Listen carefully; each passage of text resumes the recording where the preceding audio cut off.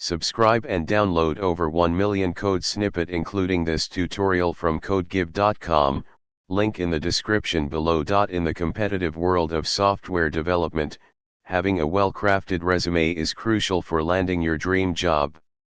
In this tutorial, we'll guide you through creating a beginner-friendly Python resume, showcasing your skills and projects. Before diving into the code, make sure you have Python installed on your machine. You can download the latest version from python.org.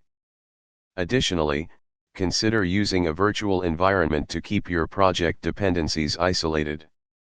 Start by creating a Python script, resume.py, where you'll define your resume content. You can use plain text or a simple data structure like a dictionary. In the same script, create a function to display your resume content. Execute your script to see your resume in action. You should see a neatly formatted output of your resume information. Congratulations! You've created a simple Python script to generate a basic resume. Feel free to expand and customize it based on your needs. This is a great starting point, and as you gain more experience, you can enhance your resume with additional sections, such as certifications, awards, or a personal summary.